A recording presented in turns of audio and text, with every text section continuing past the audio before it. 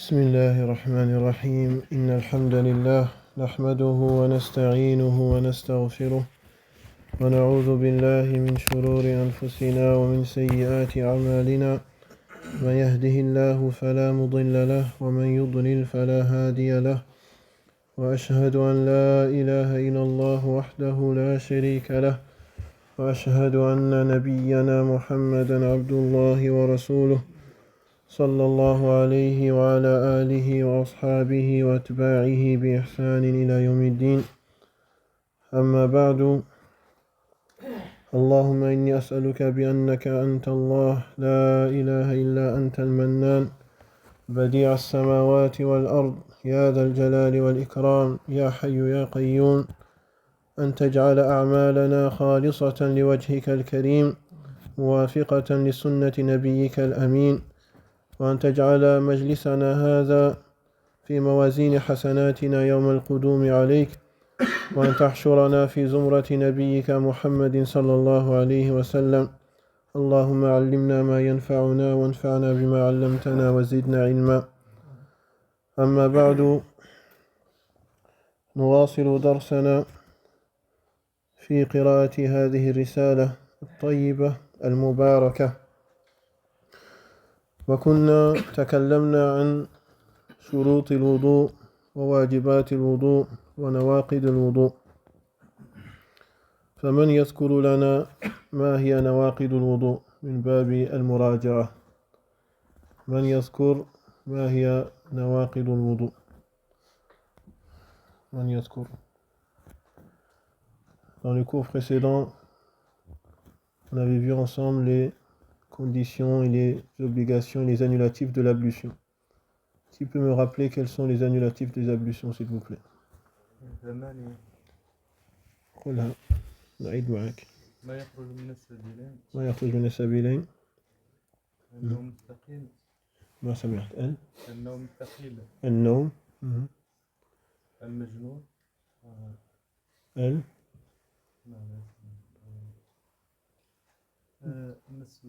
مس الذكر. مس الذكر باليد بدون حائل. زيد. من يساعده؟ طيب أحسنت وقال لك بالفرنسية. لحم الإبل. نعم لحم الجزور أحسنت. وزيد شيخ عبد السلام عندك شيء؟ الحاج علي عندك شيء اليوم؟ ها؟ أحسنت الله يفتح عليك مس المرأة بشهوة أحسنت. شيء آخر يا أيها الإخوة؟ مس العورة الآخر بغير حائل. نعم يعني مس الذكر. هذا مس ذكره نعم. كذا مسنا ذكر أو العورة الآخر. طيب إذا كان من مثلا من ولده الصغير مثلا هو داخل فيه.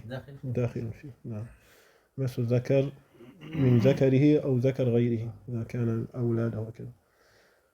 وتغسيل خروج الدم الكثير. نعم خروج النجس الفاحش من البدن. نعم أحسنت. الردة. الردة عن الإسلام أحسنت. أحسنت. والعياذ بالله نسأل الله أن يحفظنا من الردة. تغسيل الميت أحسنت الله يفتح عليك الله يفتح عليك بارك الله فيك. Donc qui peut nous le rappeler en français? Quelles sont les choses que si tu les fais ça annule tes ablutions en bref vu que c'est des choses qu'on a déjà vues. Qui s'en rappelle en français pour les francophones? Allez dans l'ordre s'il vous plaît.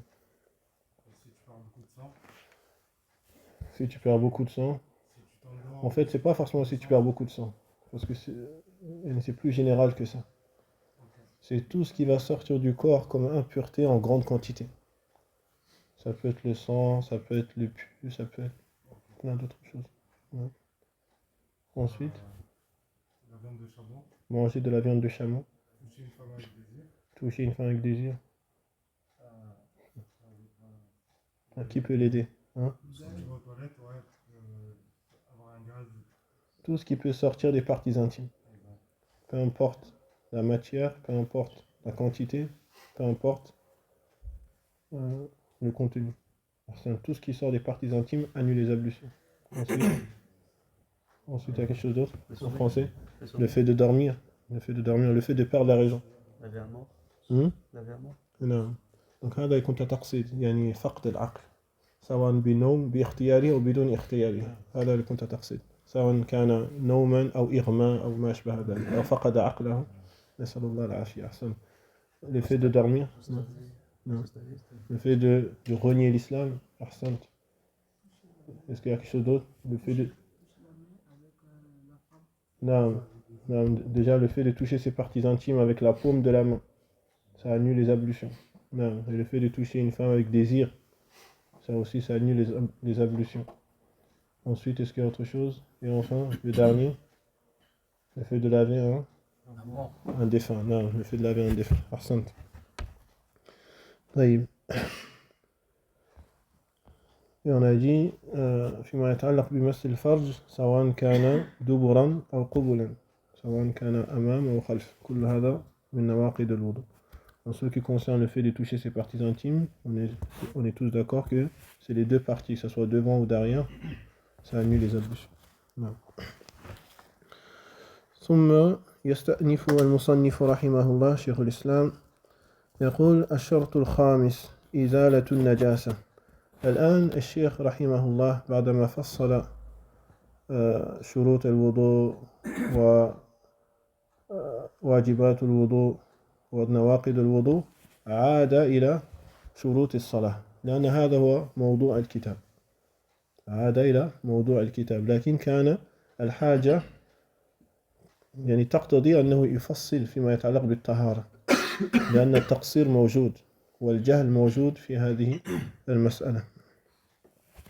فقال رحمه الله الشرط الخامس إزالة النجاسة من ثلاث من البدن والثوب والبقعة يعني يجب على المصلي أن يطهر ثوبه وبدنه والبقعة التي سيصلي فيه يعني محل الصلاة يجب أن تكون طاهرة إذا أراد الصلاة فإذا صلى في بقعة نجسة بطلت صلاته وإذا صلى في ثوب نجس بطلت صلاته وإذا كان عليه نجاسة بطلت صلاته بشرط إذا كان عالما ذاكرا أما إذا جهل أو نسي فصلاته صحيحة لقول الله سبحانه وتعالى ربنا لا تؤاخذنا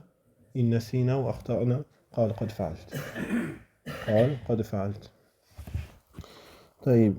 Ensuite l'auteur rahimahullah ta'ala il va après avoir expliqué en détail tout ce qui est en relation avec la purification qui est une condition de la prière et le fait qu'il a détaillé cette chose-là nous montre l'importance car la négligence est présente et l'ignorance est présente aussi au niveau de cette condition. C'est pour ça qu'il a détaillé concernant les conditions, les obligations, les annulatifs de la purification. Maintenant, il va revenir au sujet de son livre, qui est la prière. On avait cité ensemble auparavant les conditions de la prière, on s'était arrêté au 5e. Qui peut me les rappeler? Les 4 premiers qu'on avait vus. Islam, al-aql, tamyiz, إزالة النجاسة. هنا توقفنا في هذا.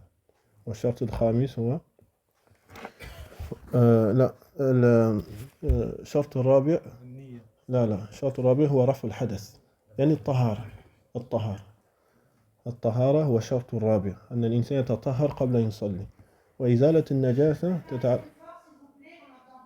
D'accord, طيب. Merci. Barakallah fik. Jazakallah. Je sais pas si le micro... Peut-être c'est moi je parle doucement aujourd'hui peut-être. Inch'Allah, je vais essayer de parler plus fort, Inch'Allah. Non. Et donc, concernant les 4 conditions de la prière qu'on avait vues ensemble, est-ce que quelqu'un s'en rappelle en français? Les francophones. Est-ce que quelqu'un se rappelle c'est quoi les 4 conditions de la prière? C'est l'islam. L'islam, vas-y, parle fort que les gens ils entendent. L'islam. L'âge de discernement. L'islam, avant l'âge de discernement. La raison. La raison. La raison. ensuite le discernement le discernement et la pureté. et la purification, le fait de se purifier. Donc ça, c'est les 4 qu'on avait vus ensemble, et je vais les répéter pour ceux qui ne les ont pas entendus. La première condition pour que ta prière elle soit valide, c'est que tu sois musulman. La deuxième, c'est que tu sois doué de raison. La troisième, c'est que l'enfant ait atteint l'âge de discernement, qu'il sache discerner entre les choses, entre le bien et le mauvais. Et la quatrième chose, c'est le fait de se purifier. Raf al-Hadas. Si tu es en état d'impureté, tu te dois de faire les ablutions. Et si c'est en grande impureté, tu te dois de te laver. Et là, on va reprendre les conditions avec la 5e condition, qui est le fait d'enlever les impuretés qui peuvent se trouver sur tes vêtements, sur ta peau, et sur l'endroit où tu vas prier. C'est-à-dire qu'avant que tu pries, il faut que tu vérifies que tu es en état de pureté complète. Il ne doit pas avoir sur tes vêtements des impuretés comme de l'urine, comme des excréments ou autres. Pareil sur ton corps. Il ne faut pas que lorsque tu as effectué tes besoins, il te reste encore des impuretés. D'où l'importance de, lorsque tu fais tes besoins, de faire ce qu'on appelle el-istinja, de se laver les parties intimes. Et c'est ça la différence entre nous et les autres. C'est qu'on se purifie, une purification totale. On ne laisse pas d'impureté sur nous. Et de purifier et de faire en sorte que l'endroit où tu vas prier soit un endroit qui est pur. C'est-à-dire qu'il n'y ait pas d'impureté sur l'endroit où tu vas prier. À condition que tu saches le statut de prier sur un endroit qui est pur et que tu te rappelles de cette chose-là. C'est-à-dire que quelqu'un qui prie avec des vêtements dans lesquels, par exemple, il y a de l'urine, lui, il a oublié, il ne savait pas, il ne s'est pas rendu compte. Et il a prié ainsi. Et plus tard, il s'est rendu compte après. Ou bien, plus tard, il a senti une odeur quelconque. À ce moment-là, sa prière, elle est valide, il n'y a pas de problème. Pareil, quelqu'un qui a prié dans un endroit, il ne savait pas que c'était un endroit où il y avait de l'urine, par exemple, de chien ou autre. Et il ne savait pas cette chose-là. Ou bien quelqu'un qui est rentré en islam, il ne savait pas qu'il fallait purifier l'endroit où tu pries. Et il a prié dans cet état-là. Ma'zurun bi jahli. Il est excusé de par son ignorance, parce qu'il ne savait pas. Et Allah, il nous a pardonné nos oublis et nos erreurs. Subhanahu wa ta'ala. طيب.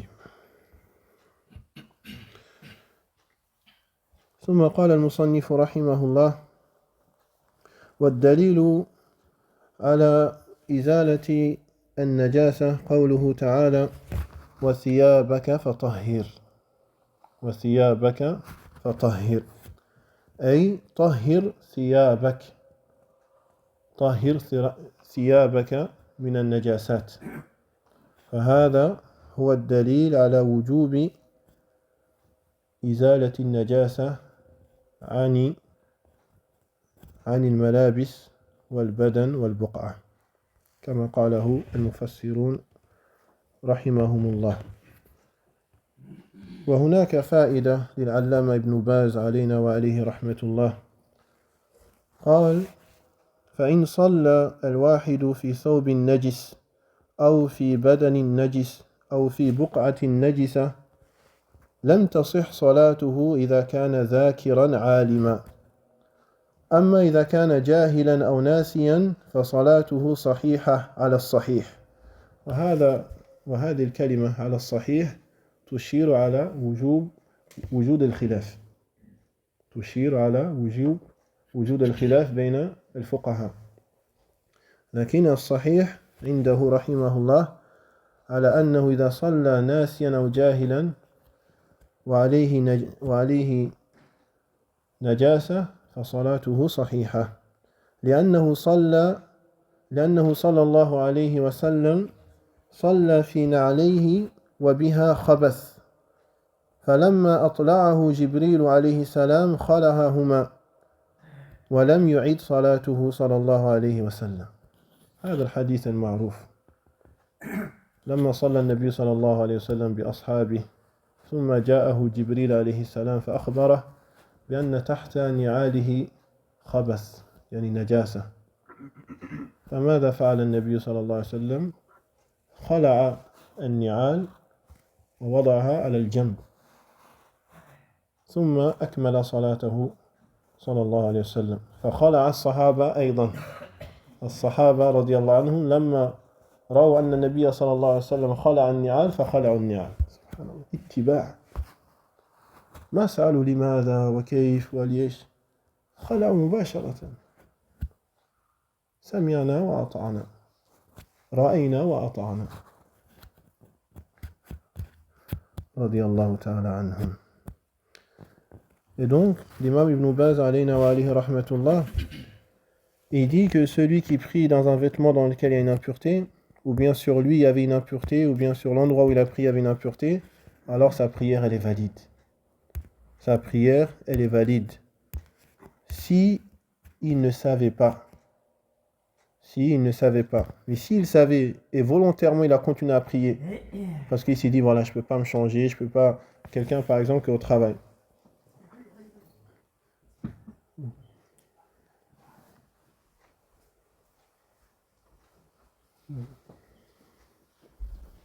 يا شيخ جيب له الكرسي، جيب له كرسي، يحتاج كرسي، عندك كرسي؟ صافي بارك الله. Donc s'il le fait volontairement et qu'il savait que dans ses vêtements il y avait de l'impureté par exemple, mais il a quand même prié, alors sa prière est invalide. Sa prière est invalide. ثم قال رحمه الله. Et donc la preuve qui montre qu'il faut purifier ses vêtements avant de prier, c'est la parole d'Allah subhanahu wa ta'ala lorsqu'il s'est adressé à son prophète et lui a dit « Et tes vêtements purifie-les », c'est-à-dire purifie-les de toute souillure, de toute impureté, purifie-les de toute impureté. Et donc les ulama ils se sont basés sur ce verset-là pour dire que le fait d'ôter et d'enlever l'impureté, c'est une condition parmi les conditions de la prière. Et ce qui montre que celui qui a prié avec oubli, c'est lorsque le prophète sallallahu alayhi wa sallam, un jour il a prié avec ses compagnons. Et en dessous de ses sandales, il y avait une souillure, il y avait une impureté. Il ne s'est pas rendu compte, il ne savait pas, alayhi salatu wa sallam. Et cela nous montre qu'il ne connaît pas l'invisible, alayhi salatu wa sallam. قل لا أملك لنفسي ضرا ولا نفعا إلا ما شاء الله ولو كنت أعلم الغيب لاستكثرت من الخير وما مسني الضر. فالنبي صلى الله عليه وسلم لا يعلم الغيب عليه الصلاة والسلام.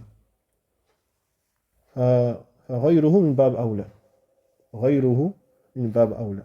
سواء كان وليا أو كان إماما أو كان شيخا أو كان كذا وكذا لا يعلم من في السماوات والأرض الغيب إلا الله سبحانه وتعالى.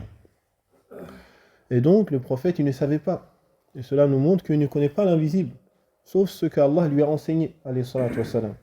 Donc qui, après le prophète, peut prétendre connaître l'invisible, si ce n'est quelqu'un qui travaille avec les diables, et quelqu'un qui a vendu sa religion pour des biens mondains. Personne ne peut connaître l'invisible si ce n'est Allah subhanahu wa ta'ala. Et Jibril, alayhi salam, l'ange Jibril, est venu le voir et lui a dit, sous tes sandales, il y a une impureté. Alors qu'il était en prière, il les enleva et les mit de côté et continua sa prière. Et les compagnons qui étaient derrière lui, lorsqu'ils ont vu faire ces choses-là, ils ont eux aussi enlevé leurs sandales.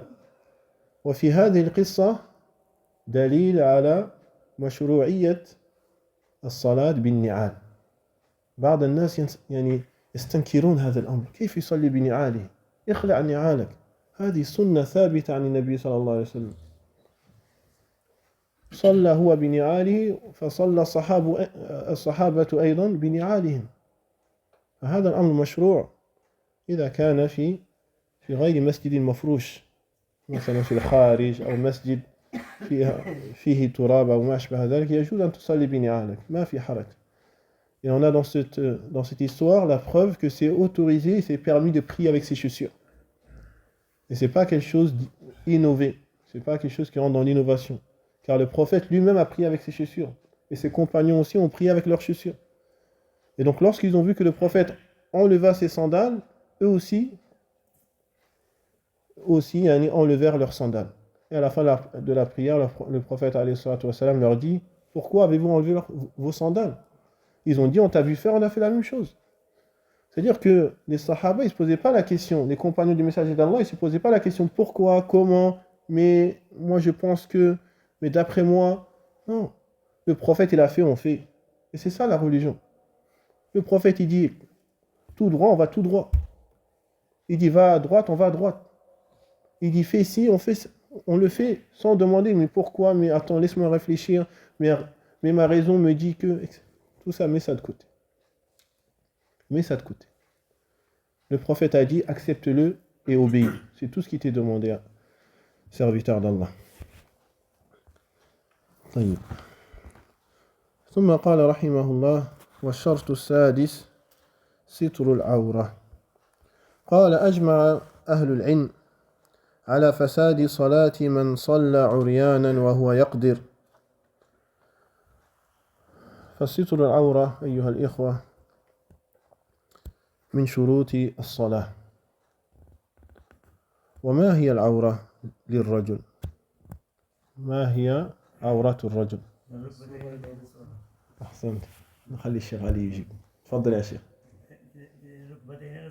نعم من السرة إلى الركبة نعم أحسنت أو العكس لا بأس فما فوق السرة ليس عورة للرجل وما تحت الركبة ليست عورة للرجل فيجب على الإنسان على المسلم على الرجل المسلم إذا أراد أن يصلي أن يستر عورته وقال سبحانه وتعالى يا بني آدم خذوا زينتكم عند كل مسجد قال المفسرون عند كل مسجد أي عند كل صلاة وهنا الزينة يعني ستر العورة أقل الزينة أن تستر عورتك طيب. Ensuite, dans la sixième condition, l'auteur, rahimahullah, nous dit que la sixième condition de la prière, c'est de couvrir les parties intimes. Et les savants, ils sont unanimes, comme l'a rapporté Al-Allama ibn Barr, في كتابه الاستذكار عليه رحمة الله قال أجمع العلماء على فساد صلاة من صلى عريانا. Les savants ils sont unanimes sur le fait que celui qui prie sans vêtements et qui fait apparaître sa nudité, sa prière est invalide s'il a la capacité de se vêtir. Donc on comprend de cela que celui qui est dans un endroit où il ne peut pas couvrir ses parties intimes, ou bien quelqu'un lui a volé ses vêtements, et le temps de la prière va sortir, à ce moment-là, il prie selon sa situation. Il prie comme il peut. Et cela nous montre que la prière, même dans ces circonstances-là, tu n'as pas le droit de la laisser passer. Que dire alors de celui qui a tout ce qu'il veut, qui a des vêtements en pagaille, l'armoire est remplie, qui a du temps, qui est en bonne santé, qui a la force, et qui délaisse les prières.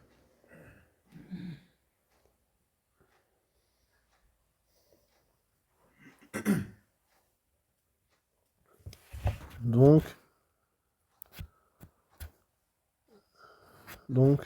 la aura, au niveau de l'intimité en islam, qui peut me dire quelle est l'intimité de l'homme? C'est quoi son intimité? Qu'est-ce qui est considéré comme partie intime? Parce que nous, en français, quand on dit partie intime, on s'imagine devant et derrière, les parties intimes qu'on connaît tous. Donc en islam, la partie intime commence du genou au nombril. Tout ça, c'est considéré comme tes parties intimes. Donc celui qui sort en short et qui fait apparaître ses cuisses, ou bien celui qui met un short et qui fait apparaître son nombril, il n'a pas caché son intimité. C'est comme s'il sortait sans rien. Donc ça, les jeunes, parce que c'est les jeunes, malheureusement, je ne vois pas de personnes âgées qui sortent en short. Les jeunes, les footballeurs, les sportifs, ceux qui font de la muscule, ceux qui poussent, etc., etc., qui se sont habitués à cela. C'est devenu normal, ils ne ressentent plus rien par rapport à ça. Sache que tu commets un péché parce que tu n'as pas caché tes parties intimes. Et c'est encore plus grave si c'est en prière. En prière, tu te dois de couvrir au minimum du nombril jusqu'au genou, inclus. فقال الشارح رحمه الله قال أجمع أهل العلم على فساد صلاة من صلى عريانا وهو يقدر حتى ولو كان لوحده فلو أن شخصا في بيته وحده وفي الظلام لا يرى هو حتى عورة نفسه مثلا شخص في غرفته أطفأ النور ما يرى حتى هو ما يرى نفسه وصلى بدون يستر عورته فصلاته باطلة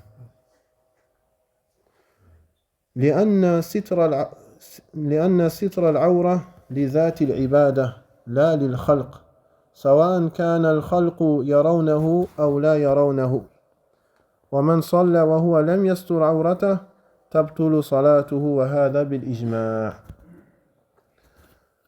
Et donc ici, l'auteur il nous rapporte une leçon qui est importante. Il nous dit que tu te dois de couvrir tes parties intimes même si tu es tout seul. C'est-à-dire que lorsque tu es tout seul dans ta chambre, donc il n'y a personne, tu n'es pas entouré de gens, tu n'es pas en public, que tu es tout seul et que tu es dans le noir, tu as éteint la lumière et que tu pries sans couvrir ce qu'on a dit le minimum du nombril jusqu'au genou, alors ta prière elle est invalide. Pourquoi ? Parce que couvrir ses parties intimes, c'est pas par rapport aux gens. C'est parce que ça fait partie de l'essence même de la prière. Et donc, peu importe que les gens te voient ou ne te voient pas, c'est une obligation que lorsque tu pries, tu couvres tes parties intimes. Donc là, on parle de la prière, on ne parle pas lorsque tu es dans ta chambre, tu es tout seul, tu veux te dévêtir, tu veux mettre un short, tu veux mettre un débardeur, tu es tout seul. Ou bien tu es avec ton épouse, etc. Il n'y a pas de mal, ça. Là, on parle actuellement de la prière.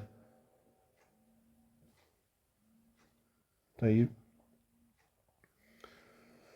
Donc, il dit que ça, les savants sont unanimes dans cela.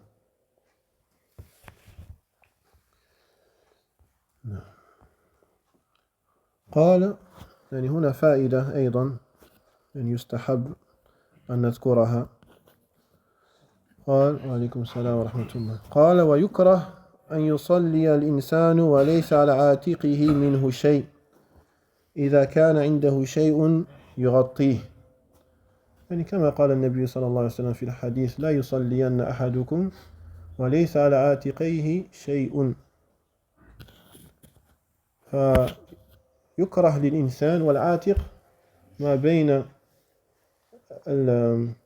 بين العنق وبين المنكب ما بين العنق والمنكب هذا تسمى العاتق فيستحب أنت يعني إذا صليت أن تضع على الأقل يعني على عاتق شيء لأننا نرى مثلا في الحج والعمرة بعض المعتمرين أو الحجاج لا يضعون على عاتقيهم الرداء لا يضعون يتركونه فهذا مكروه أن تصلي وليس على عاتقيك شيء.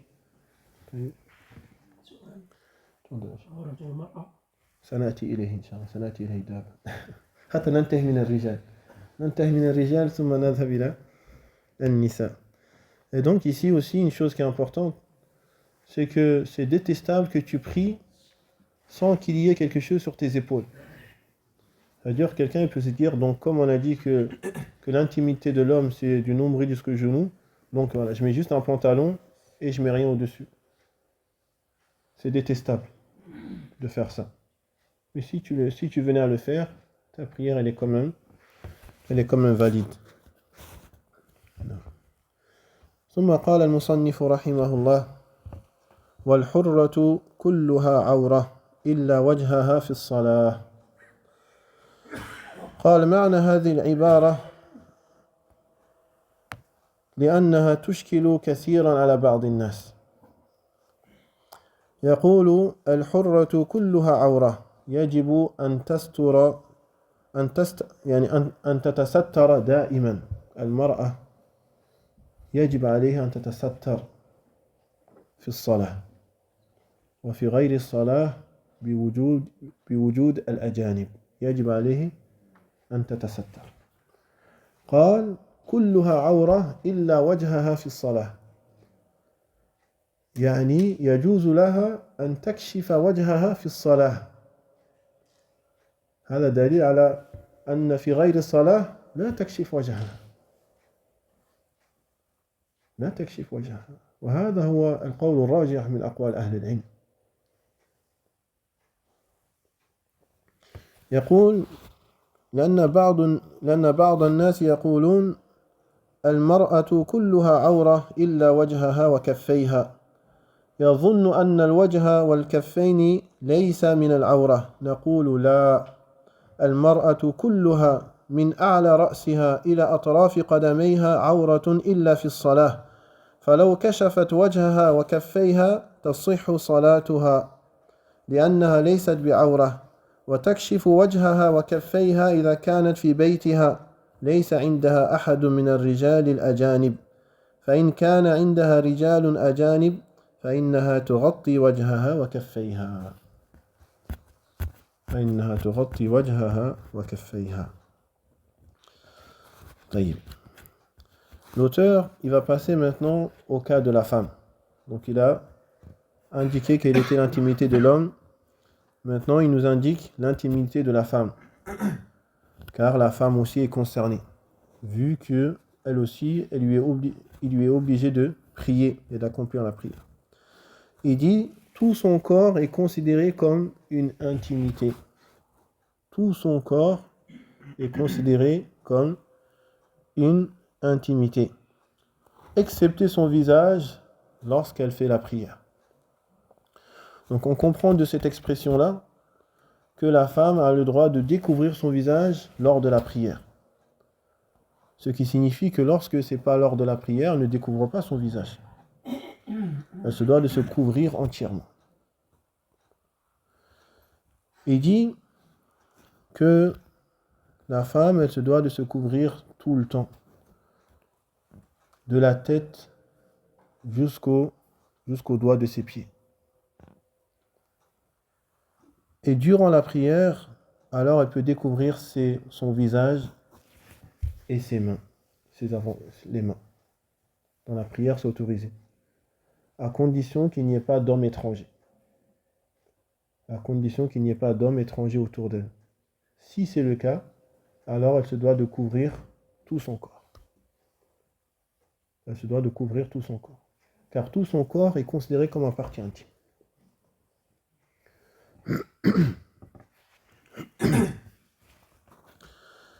Et donc, on comprend de cela que la personne se doit de s'efforcer à éduquer ses enfants et sa famille et ses femmes dans le fait de se couvrir. Car là, on ne parle même plus de se couvrir tout le corps, on se parle de couvrir ne serait-ce que les cheveux. وهذا لا شك أنه من تلبيس إبليس. وانظر في قصة أبينا آدم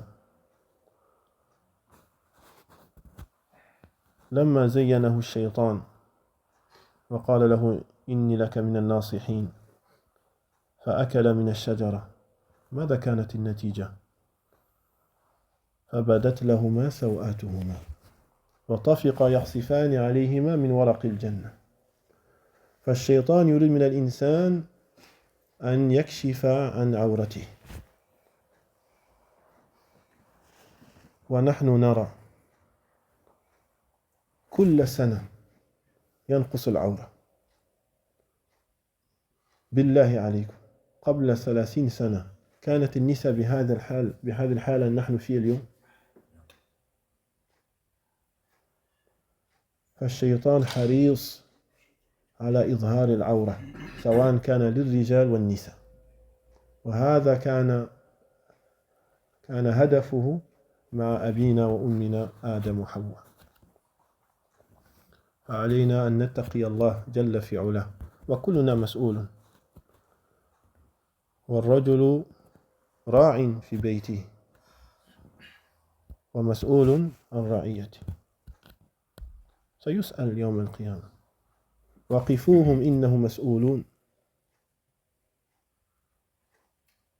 ما لكم الآن يبدأ الأسئلة عجيب لابد لكل سؤال جوابا راجع نفسك وحاسب نفسك قبل أن تحاسب. Et donc on comprend de cela l'importance d'éduquer ses enfants et sa famille, sa femme à se vêtir, à se couvrir, à être pudique, à porter des vêtements qui sont amples. Et je disais, pour juste celui qui a 30 ans, est-ce qu'il y a 15 ans de cela, l'état des femmes, c'est comme aujourd'hui?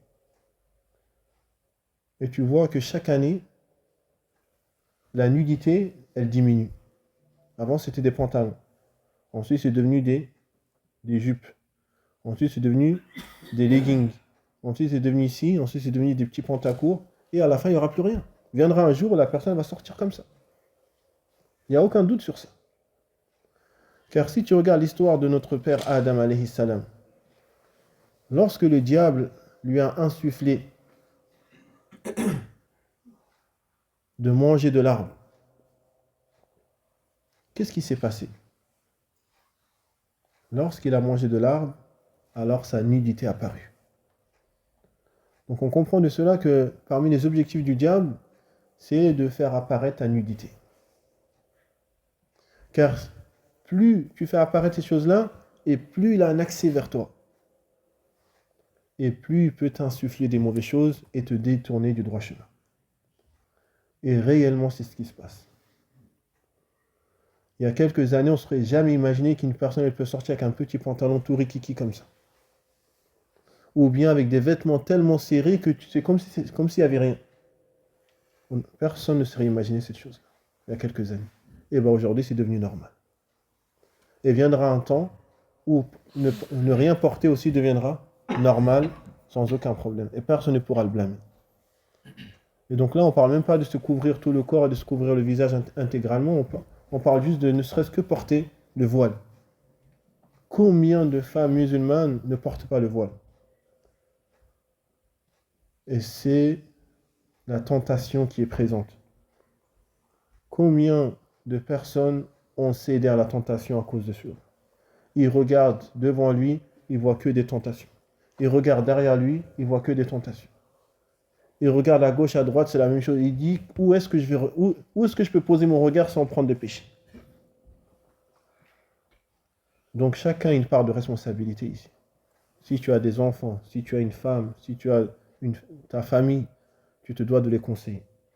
Car malheureusement, même dans les pays musulmans, tu vois une personne qui est dans le dîn et ses filles qui ne sont pas dans le dîn. Ou bien qui ne portent pas au minimum la tenue légiférée par l'islam. Et c'est normal. Il peut même sortir avec elle sans aucun problème, aller au marché avec elle sans aucun problème. Et ça, même le cœur ne blâme plus cette chose-là. Et ça, c'est le danger qu'on se doit de faire. Très très attention. Car si le cœur ne blâme plus le blâmable, alors que sache que tu as même plus le plus bas degré de foi. Sache que ta foi, elle est très très très très très faible. Voilà, et azubillah. Le musulman sur ta vie, par exemple, quand tu vas au djinn ou au Mecca, il y a des femmes qui prient avec le niqab ou c'est pas. Jaiz, autorisé, bila shak. Elle est entre des hommes étrangers. Sachant que la sunna, c'est que al-mu'tamira, que la femme qui fait le hajj ou bien la umrah, qu'elle enlève de son visage, qu'elle découvre son visage. C'est ce que disait Aïcha radiyallahu anha. Elle disait, on découvrait nos visages, et lorsqu'on voyait les hommes, on le remettait. Et donc, beaucoup de savants se sont basés sur ce hadith-là pour montrer l'obligation de couvrir le visage. Et wallahi, thumma wallah. Si les femmes elles couvraient leur visage, il y aurait moins de tentations pour les hommes. Il y aurait moins de viols. Il y aurait moins d'agressions. Si toi, tu ne sais pas ce que l'autre il a, comment tu vas le jalouser? Comment tu vas avoir envie de son épouse ou etc. L'importance de cela, c'est Allah subhanallah, si seulement les gens y savaient que cela est un grand bienfait pour la société, avant même pour la personne elle-même. La femme, elle est préservée, c'est un bijou qui est préservé. Tu caches ton bijou, personne ne le connaît, il n'y a que toi qui le connais. Mais si tu le découvres à tout le monde, donc forcément les loups-garous et toutes les personnes qui lui veulent du mal vont pouvoir essayer d'obtenir une chose d'elle. هنا فائدة للعلامة ابن باز قال رحمه الله اختلف العلماء في الكفين يعني العلماء اختلفوا هل يجوز للمرأة أن تكشف كفين في الصلاة أم لا أو هل الكفين أيضا من العورة في الصلاة قال فأجاز بعضهم وأوجب بعضهم سترهما في الصلاة والأحوط أن تستر المرأة كفيها في الصلاة عليه رحمة الله فالإنسان يأخذ بالأحوط في الخلاف وقال النبي صلى الله عليه وسلم دع ما يريبك إلى ما لا يريبك وقال صلى الله عليه وسلم من اتقى الشبهات فقد استبرأ لدينه وعرضه إذا كان هناك خلافات قوية فأنت خذ بالأحوط خذ بالأحوط. Et ici, l'imam Ibn Baz, il dit que les savants ont divergé sur est-ce que la femme, elle peut découvrir ses mains durant la prière ou pas. Alaykoum salam. Ils se sont divergés en deux propos, en deux paroles. Certains ont permis à la femme de découvrir ses mains durant la prière. Et d'autres l'ont rendu obligatoire le fait de cacher ses mains durant la prière. C'est-à-dire que la femme qui prie, de la tête aux pieds, tout doit être couvert, excepté le visage. Parce que pourquoi je vous dis ça? Parce que malheureusement, il y a certains de nos sœurs, des fois elles prient avec une petite abaya comme ça, qui est parfois un peu relevée, ou bien qui des fois ne cache pas forcément le cou, qui laisse des ouvertures, ou bien un petit hijab comme ça. Et tout ça, c'est des choses que toi, en tant qu'homme, si tu le sais, tu te dois de l'apprendre. Déjà premièrement, et ensuite de l'enseigner, et de leur dire attention, préservez vos prières. Hafizu ala salawat. Faites attention à comment vous priez. Et même les pieds aussi doivent être couverts. Ala al-qawl al-sahih. Et donc, certains savants disent que c'est permis à la femme de découvrir ses mains, et d'autres disent que non, c'est obligatoire qu'elle couvre ses mains. Et Cheikh Ibn Baz, il dit, et la précaution, c'est qu'elle couvre ses mains dans la prière. Car lorsqu'il y a une divergence entre les savants et chacun est basé sur une preuve qui est solide, alors prends la précaution. Le prophète sallallahu alayhi wa sallam a dit délaisse ceux qui te mettent le doute pour ceux qui ne te mettent pas le doute. Et celui qui s'éloigne des ambiguïtés, alors il aura préservé sa religion et son honneur. Il aura préservé sa religion et son honneur. Dès que tu as un doute sur une chose, délaisse-le. Pour une chose dont tu n'as pas le doute. Donc ça, c'est une chose sur laquelle la personne doit faire attention, et surtout les femmes. Et nous, en tant qu'hommes, on a une responsabilité, on sera jugé devant Allah sur cette responsabilité. En tant qu'homme, tu es responsable de ta famille. Ne pense pas que c'est une chose, tu vois un mal et tu ne dis rien, c'est une chose qui est normale, qui est banale. Tu seras jugé devant Allah subhanahu wa ta'ala et tu devras rendre des comptes. Et chaque question, il faut qu'il y ait une réponse. Qu'est-ce que tu vas dire à Allah subhanahu wa ta'ala? نسأل الله سبحانه وتعالى أن يجبر كسرنا ويرحم ضعفنا ويصلح أحوالنا وأحوال المسلمين. والدليل على وجوب ستر العورة قال المصنف رحمه الله قوله تعالى يا بني آدم خذوا زينتكم عند كل مسجد أي عند كل صلاة والمقصود بالزينة ستر العورة ويستحب التزين حين الدخول للصلاة من لبس جميل وطيب كريم. Et donc la preuve qu'il faut se couvrir il faut couvrir sa nudité durant la prière, c'est la parole d'Allah subhanahu wa ta'ala dans la traduction approchée, lorsqu'il a dit ô fils d'Adam. Donc il s'adresse à nous. Portez votre parure dans chaque mosquée. Inda kulli masjid. Et ici, dans chaque mosquée, ce qui est voulu, c'est dans chaque prière. À chaque prière, le minimum de parure que tu dois porter, c'est de te couvrir. Et ici, couvrir les parties intimes aussi, ça implique de ne pas porter des vêtements qui sont transparents. Si tu portes des vêtements shaffaf, qui sont transparents, et on voit la couleur de ta peau, ça annule ta prière. C'est comme si tu n'avais rien porté. Ou bien tu portes des vêtements daïq, des vêtements qui sont serrés, on voit toutes les formes. Cela aussi annule ta prière. Car c'est comme si tu n'avais rien porté. Et les jeunes, on le voit, des jeunes, maintenant malheureusement aussi, les vêtements sont de plus en plus serrés. Avant, c'était des vêtements larges. Tu avais des serwell, tu avais des vêtements larges, comme les Américains à l'époque. Il y a 10 ans, 15 ans, ils portaient des baggy, pour ceux qui, tu te rappelles, à l'époque. Et c'est ça en fait qu'on doit porter, des baggy, des vêtements larges. Et maintenant, plus le temps, plus le jour du jugement se rapproche, et plus les vêtements se rétrécissent. Jusqu'à porter des leggings, des vêtements serrés. Tu lui dis pourquoi tu portes, il dit je vais montrer mes muscles. Voilà, je vais montrer que je suis un sportif. Montre ça chez toi, dans ta chambre, montre à qui tu es. Dehors et dans ta prière, ne montre pas ça. Viens au minimum avec un qamis. Parce que tu vas porter des vêtements qui sont serrés, tu vas t'incliner, qu'est-ce qui va apparaître? Et on voit ça à chaque prière. Tu t'inclines, et bien il y a tout ton dos qui apparaît. Et à chaque, parfois même tu vois les fesses, tu vois tout. Allah musta'an. C'est horrible. Toi, t'es derrière en train de prier, tu vois des choses comme ça. La seule truc que tu as envie, c'est de partir. Je dis, astaghfirullah, c'est quoi ce truc? C'est vrai ou pas? Donc, les jeunes, barakallahu fikum, ces vêtements serrés là, wallah, c'est un problème qui est. Alaykoum salam. C'est un problème qui nous est venu. C'est une grande problématique. Ou bien prends une veste et tu l'attaches au moins autour de ta taille pour que si tu te prosternes et si tu t'inclines, ton dos n'apparaît pas. Et en dessous de ton dos aussi.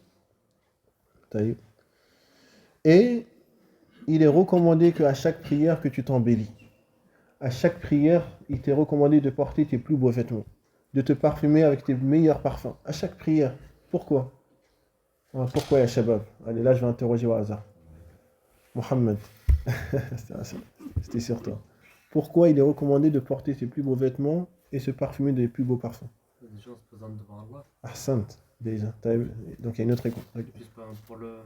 Par respect des personnes qui prient à Ahsant, la gauche. Ahsant. Barakallahu fik. Ahsant, ya Mohamed.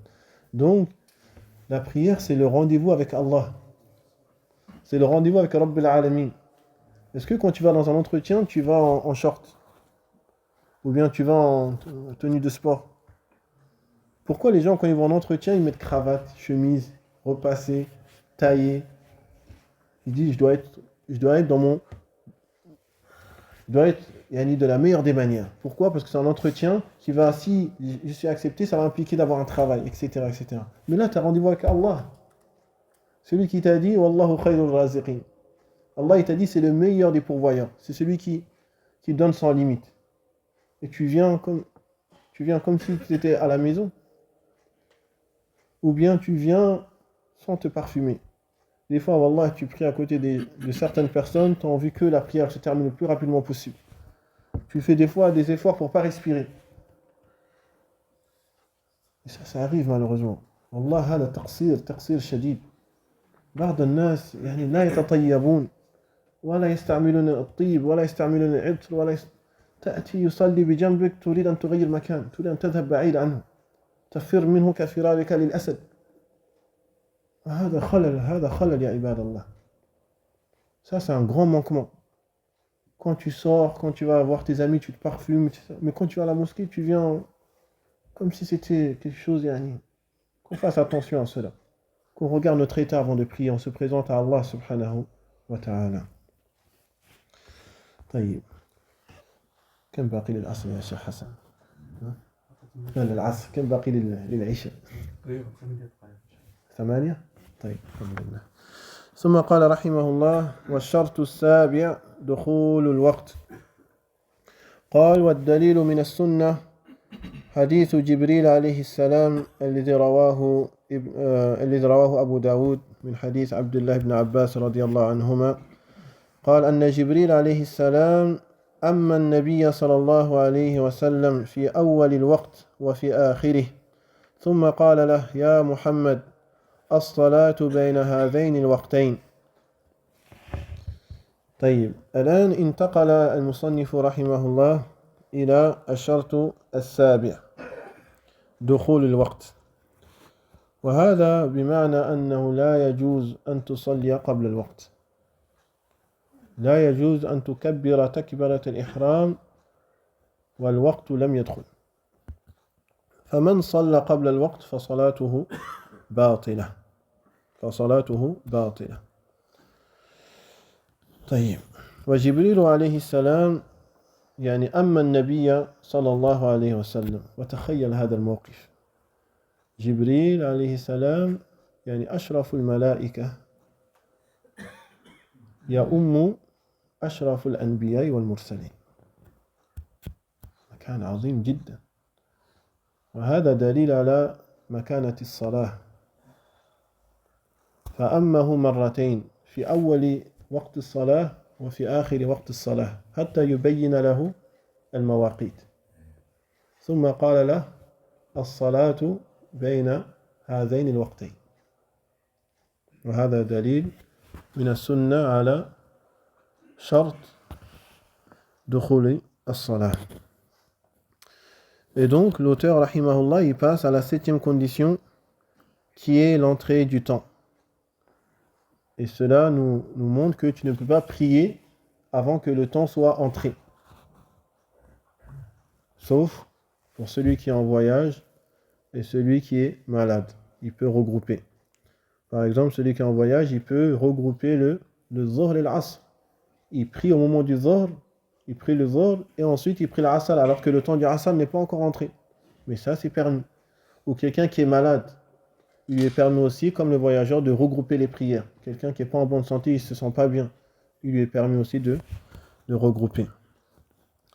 Et la preuve qui nous montre que le fait de respecter le temps de la prière est une condition de la prière, c'est ce hadith qui est apporté par Abu Daoud, selon le compagnon du messager d'Allah, qui est Abdullah ibn Abbas. Il nous dit que Jibril alayhi salam a dirigé la prière au prophète sallallahu alayhi wa sallam 2 fois. Une fois à l'entrée de la prière et une autre fois à la limite de la prière, à la limite de la sortie de la prière. Pour chaque prière. Donc, il est venu une fois, il lui a fait les 5 prières, chaque prière à son entrée, pour lui montrer que la prière commence à ce moment-là. Et il lui a dirigé encore une deuxième fois les 5 prières, mais cette fois à la limite de sa sortie, pour lui montrer qu'il n'a pas le droit de dépasser ce moment-là. Et il lui a dit, Jibril alayhi salam a dit à notre prophète sallallahu alayhi wa sallam, la prière, ô Mohammed, la prière est entre ces 2 temps. C'est-à-dire que tu te dois de respecter la prière entre ces 2 temps. Et donc, ici, est-ce que tu t'imagines cette circonstance? Jibril alayhi salam, qui est le chef des anges, vient diriger la prière pour le chef des êtres humains. Et cela nous montre l'importance de la prière. Et la prière, c'est la seule adoration qui n'a pas été révélée sur terre.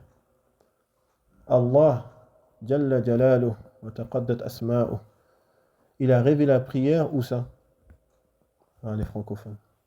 Où est-ce que la prière a été révélée? Allez, je vais interroger. Parce qu'il y en a, je sais qu'ils ont la réponse, ils ne veulent pas dire. Je vais interroger toi qui es assis là-bas avec le Adidas. Ouais, toi. Tu sais pas? Ton voisin. Non plus? Ton voisin. Donc là, vous avez fait des trios. Masha'Allah. Al-Hajj. Celui qui a la chachia blanche. Là, c'est toi. Isra, quand Rasulullah أحسنت. عند الإسراء والمعراج. أحسنت. Donc, la prière a été révélée lors de l'ascension du prophète sallallahu alayhi wa sallam au 7e ciel. Au 7e ciel. C'est-à-dire qu'Allah, il ne l'a pas révélé sur terre. Il a demandé que le prophète sallallahu alayhi wa sallam vienne directement. Donc ça nous montre la valeur de la prière auprès d'Allah subhanahu wa ta'ala. Cette prière que beaucoup d'entre nous, qu'Allah nous pardonne et accepte notre repentir, que beaucoup d'entre nous on a délaissé. Et alhamdulillah, wallahi, في الأمة خير. في الأمة يعني بقي خير في الأمة. قبل يومين جاءني شاب قال والله أنا كنت تاركا للصلاة لكن تبت إلى الله ورجعت إلى الله. ماذا علي؟ هل علي أن نعيد الصلاة أو ماذا علي؟ فهذا بشرى نستبشر من الشباب اللي يعودون إلى الله سبحانه وتعالى. قل يا عبادي الذين أسرفوا على أنفسهم لا تقنطوا من رحمة الله. فنحن لا نقنط أبدا من رحمة الله، لا نقنط أحدا أبدا من رحمة الله سبحانه وتعالى. فالإنسان إذا تاب تاب الله عليه مهما فعل. فحقيقة فرحت فرحا شديدا لهذا الشاب الذي جاءني وأخبرني بهذا الأمر. فقلت له ما عليك شيء إذا تبت إلى الله وصدقت في توبتك وعزمت على عدم ترك الصلاة فتوبتك مقبولة عند الله سبحانه وتعالى. واظب على الصلاة. فهذا خير عظيم جدا. في الشباب فيهم خير. بعض الشباب يعني قد ينحرف عن الصراط، لكن قد يمن الله عليه بالهداية والتوبة. حان الوقت يا شيخ حسن؟ ماذا؟ طيب. Et donc je disais, voilà, la prière a été révélée au 7e ciel. C'est la seule adoration que Allah, il n'a pas envoyé l'ange Jibril pour aller le révéler au prophète sallallahu alayhi wa sallam. Toutes les autres obligations ont été révélées sur terre. Mais pour montrer l'importance de cette adoration-là, Allah, il a demandé au prophète sallallahu alayhi wa sallam de venir directement. Et mets-toi, comment tu peux t'imaginer cette chose-là? Si on prend nous notre exemple dans cette vie mondaine. Tu as le président. Pour nous, le président, c'est la personne, entre guillemets, le plus haut dans la société. Le patron, il t'envoie un de ses ministres pour faire passer son message. Est-ce que c'est pareil que lorsqu'il te dit « Viens dans mon bureau directement » Est-ce que dans cette vie d'ici-bas, est-ce que c'est la même chose? Quand il te dit « Viens, je veux te voir directement en privé, toi et moi », est-ce que c'est pareil que lorsqu'il envoie quelqu'un et il lui dit « Dis-lui ça » ou bien « Donne-lui ça » Donc là, je sais qu'il n'y a pas de doute que le fait qu'il t'appelle directement, ça montre que la chose qu'il va te dire ou bien te donner, c'est une chose qui est très importante. Et il veut que ça soit sans intermédiaire. Donc Allah subhanahu wa ta'ala, walillahi al-mathalul a'la. Allah subhanahu wa ta'ala, il n'a pas demandé à Jibril d'aller révéler au prophète sallallahu alayhi wa sallam les prières. Bien au contraire, il l'a invité au plus haut degré, au 7e ciel, et lui a ordonné de faire 50 prières. 50 prières par jour. Déjà que 5 on n'arrive pas, comment on aurait pu faire 50 prières par jour? Man yaqdiru ala hadha?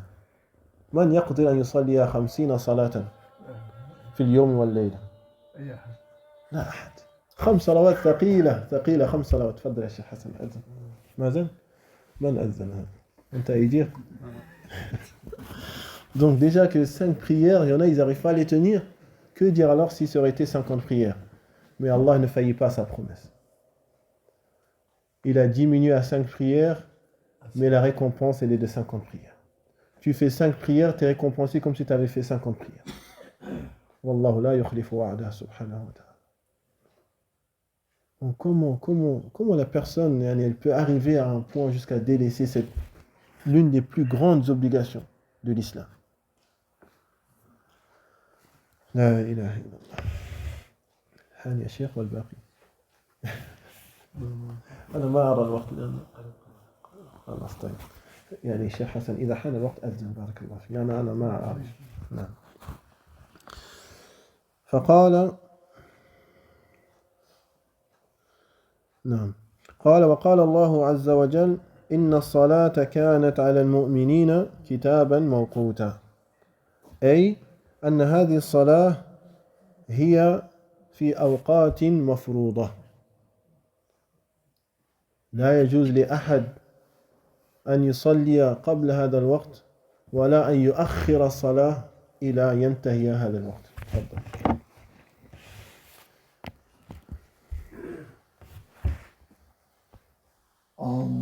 الله أكبر الله أكبر الله أكبر الله أكبر أشهد أن لا إله إلا الله أشهد أن لا إله إلا الله أشهد أن محمدا رسول الله أشهد أن محمدا رسول الله حي على الصلاة حي على الصلاة حي على الفلاح حي على الفلاح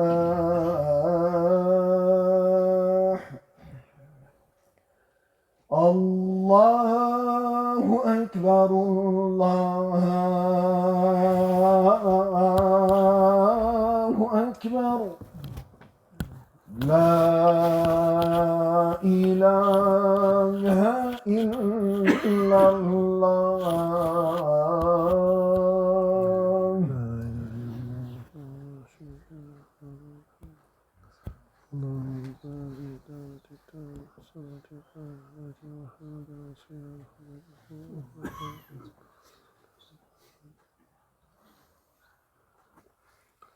Bismillah wa salatu wa salam ala rasulillah amma ba'd.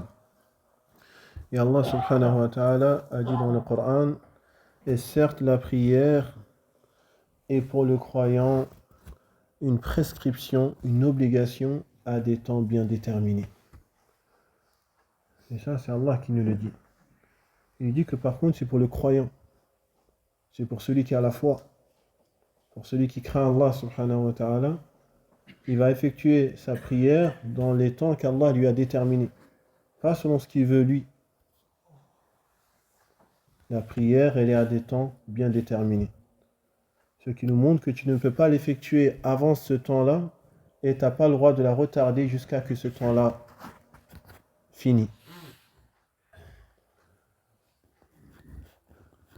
قال الشارح ومن تعمد عدم الصلاة في الفجر إلا بعد طلوع الشمس والعياذ بالله فهذا على خطر عظيم فإذا كان لا يضع المنبه إلا بعد طلوع الشمس واعتاد على ذلك قال حتى لو صلى لا تقبل منه الصلاة وهذا على قول لبعض أهل العلم وبعضهم يرون أنه يعني كشيخ ابن باز يرى أن الصلاة مقبولة مع الإثم إذا أخر متعمدا الصلاة حتى خرجت عن وقتها فصلى فصلاته صحيحة لكنه آثم. قال أما إذا غلبه النوم مع أخذ الأسباب الاستيقاظ مثل المنبه أو ما ينبهه فهو معذور. Donc l'auteur ici il dit quant à celui qui volontairement fait exprès de ne pas se lever pour la prière du matin Et pourquoi il a précisé la prière du matin? Car malheureusement, c'est la prière que beaucoup de musulmans négligent. Jusqu'à que le soleil se lève, alors il est dans un danger imminent. Il est dans un très grand danger. Car malheureusement, beaucoup de gens, ils mettent le réveil à 7 heures ou bien à 8 heures. Il dit, je ne peux pas me lever parce qu'il faut que je dorme 8 heures par jour et après je dois aller au travail. Et donc me lever pour Salat al-Fajr, ça va casser mon sommeil et après je serai fatigué toute la journée et les excuses qu'on entend. La prière, c'est pas un jeu. Alaykoum salam. C'est pas un jeu, c'est pas facultatif, c'est pas que tu fais comme tu veux. Et sache que celui qui délaisse une seule prière, les savants ont divergé sur son cas. Est-ce qu'il est musulman ou pas?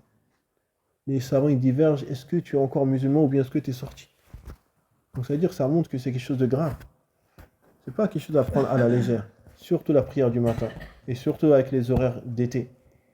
Qu'on fasse attention et qu'on essaie de prier dans son temps. Mets le réveil. Et si tu ne peux pas mettre le réveil, fais en sorte que si tu as quelqu'un qui peut te réveiller, qu'il te réveille. Si maintenant tu fais toutes les causes, tu as mis le réveil, tu as demandé qu'on te réveille, mais tu t'es pas réveillé, alors t'es excusé. Parce que tu as fait toutes les causes. Fattaqullah mastata'tum. Craignez Allah comme vous pouvez. D'accord? Mais quant à celui qui a enlevé la prière de Fajr de son programme, même le réveil, il ne le met même plus. C'est-à-dire qu'il n'est même plus dans son programme. Il l'a complètement enlevé. On ne parle même pas de venir à la mosquée, de prier en groupe. On parle de ne serait-ce que de se lever pour faire la prière dans son temps. Cette personne-là, elle est dans un danger qui est terrible. وقوله تعالى إن الصلاة كانت على المؤمنين كتابا موقوتا وقوله تعالى في سورة الإسراء قال سبحانه وأقم الصلاة لدلوك الشمس إلى غسق الليل وقرآن الفجر إن قرآن الفجر كان مشهودا فهذه الآية الكريمة تشمل الصلوات الخمس قال سبحانه أقم الصلاة لدلوك الشمس أي عند الزوال عند ميل الشمس فهذا يجمع الظهر والعصر إلى غسق الليل يعني المغرب والعشاء وقرآن الفجر أي صلاة الفجر فهذه الآية جمعت الصلوات الخمس. Et dans un autre verset, Allah subhanahu wa ta'ala dit, dans la traduction, et accomplit la prière au déclin du soleil jusqu'à l'obscurité de la nuit, et accomplit la prière de l'aube, car la prière de l'aube a des témoins. C'est-à-dire que durant la prière de l'aube, les anges viennent participer, viennent témoigner la prière de ceux qui prient, durant le Fajr et durant le Asr. La prière de 17h et la prière de 5h du matin. Il y a les anges qui viennent. Donc les anges y viennent et toi tu viens pas.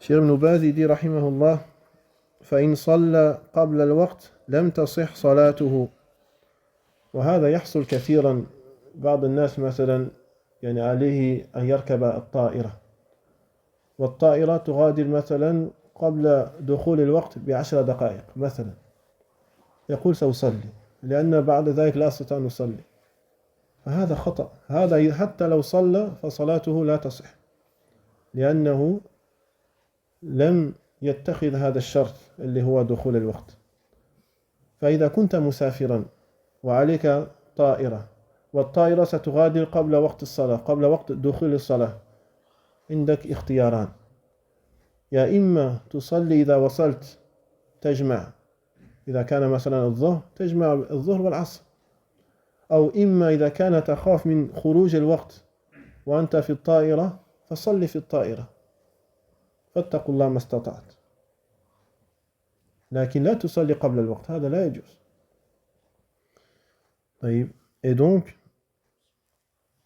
le fait de prier avant son temps c'est une chose qui n'est pas permise. Et ça malheureusement ceux qui voyagent des fois ils doivent prendre l'avion, ils disent je vais prier avant que mon départ, sachant que la prière elle va rentrer dans 10 minutes mais moi mon vol il va décoller dans 5 minutes, donc je prie avant, comme ça au moins j'ai prié. Et ça c'est une erreur, tu n'as pas le droit de prier avant le temps de la prière, et même si tu priais, ta prière n'est pas valide. Ta prière n'est pas valide. Et donc tu as le choix, si tu as une durée de voyage qui va faire en sorte que le temps de la prière va sortir, alors à ce moment-là, tu pries dans l'avion. Et même si tu ne peux pas t'orienter vers la Qibla, car là, tu es excusé. Ou bien tu as pris le train, etc. Ou si tu vas arriver avant que le temps de la prière sorte de son temps, tu vas arriver à ton lieu de destination, tu pries lorsque tu arrives. Mais tu ne pries pas avant la prière. Et donc, Cheikh Ibn Baz, il dit que celui qui prie avant la prière, alors sa prière n'est pas valide. Et celui qui prie après la prière, sa prière est valide, mais il a commis un péché. Il a commis un péché s'il le fait volontairement. ونكتفي بهذا القدر ونكمل إن شاء الله عز وجل الشرط الثامن وهو استقبال القبلة في درس يوم أحد. نسأل الله بمنه وكرمه أن يعلمنا ما ينفعنا وينفعنا بما علمنا ويزيدنا علما. وآخر دعوانا أن الحمد لله رب العالمين وصلى الله وسلم وبارك على نبينا محمد وعلى آله وأصحابه أجمعين والحمد لله.